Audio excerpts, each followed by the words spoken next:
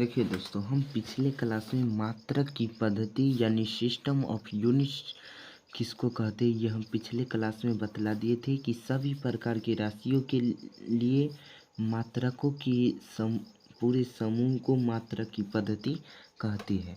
समझ में आ गया? हम पिछले क्लास में यहाँ तक बतला दिए थे कि मात्रक की पद्धति क्या होती है और भौतिक राशि को मापने के लिए मुख्यतः 4 पद्धतियाँ प्रचलित है। और सबसे पहले बतलाए थे कि सबसे पहले है CGS मात्रक पद्धति, उसके बाद है FPS पद्धति, उसके बाद है MKS पद्धति तथा SI पद्धति। ये 4 पद्धतियाँ मात्रकों के मापने के लिए लगभग प्रचलित है। समझ में आ गया? सबसे पहले हम लिखे CGS पद्धति, यानी अब हम जानेंगे कि CGS पद्धति कहते किसको है। समझ में आ गया? तो देखिए, CGS पद्धति का पूरा नाम है सेंटीमीटर ग्राम सेकेंड पद्धति। CGS पद्धति का पूरा नाम क्या है?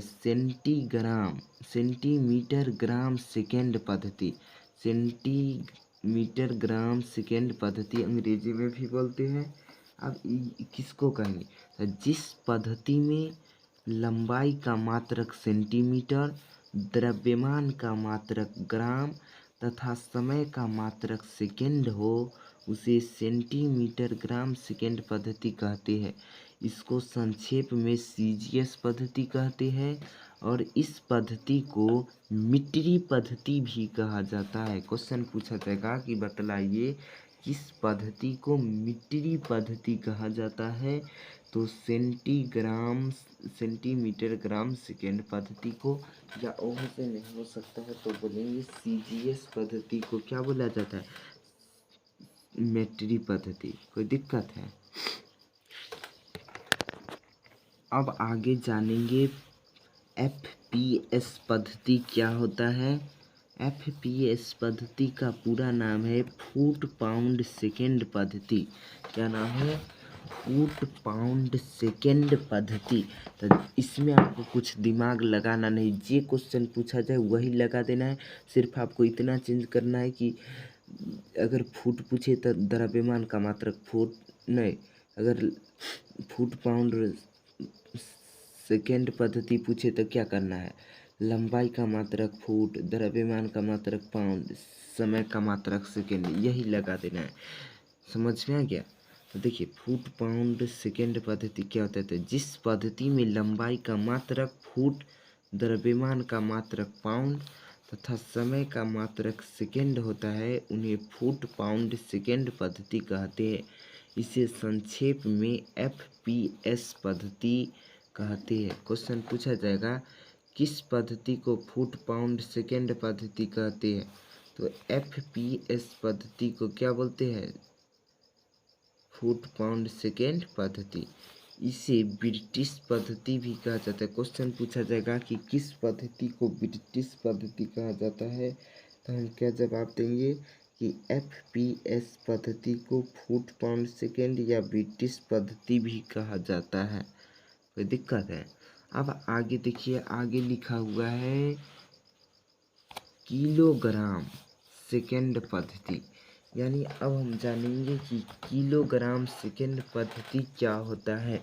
तो देखिए, किलोग्राम सेकेंड पद्धति को शॉर्ट में नाम होता है, संक्षेप में होता है MKS पद्धति। क्या नाम होता है?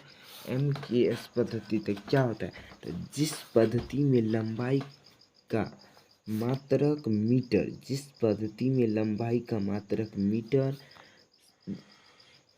उसके बाद द्रव्यमान का मात्रक किलोग्राम तथा समय का मात्रक सेकेंड होता है, उसे हम क्या कहते हैं? मीटर किलोग्राम सेकेंड पद्धति। क्या कहते हैं?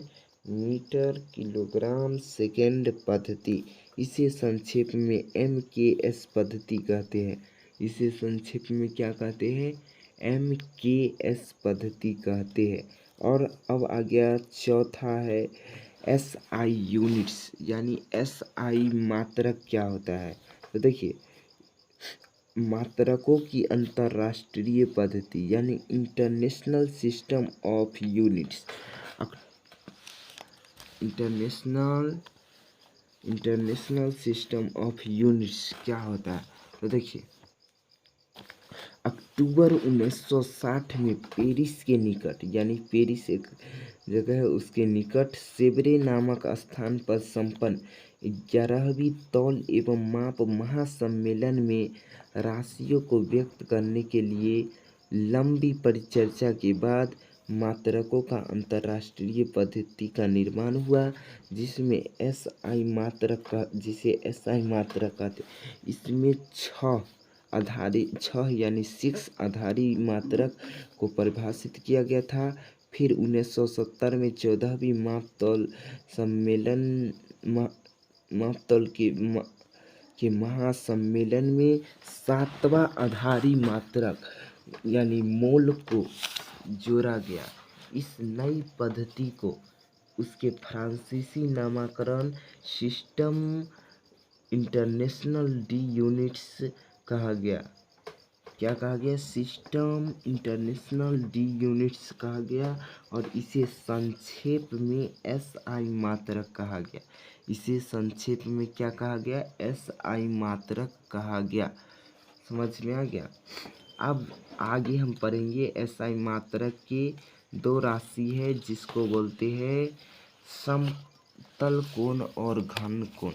एसआई पद्धति में ज्यामिति यानी ज्योमेट्री के 2 राशि है। एसआई पद्धति में ज्योमेट्री के यानी ज्यामिति के 2 राशि है। कौन कौन है? तो समतल कोण और दूसरा है घन कोण। पहला है समतल कोण और दूसरा है घन कोण। इसके मात्रक को संपूरक मात्रक के रूप में परिभाषित किया गया। क्वेश्चन पूछा जाएगा कि संपूरक राशि की संख्या कितनी है? तो संपूरक राशि की संख्या कितना है? 7 है। समझ में आ गया? अब देखिए, संपूरक राशि कौन कौन है?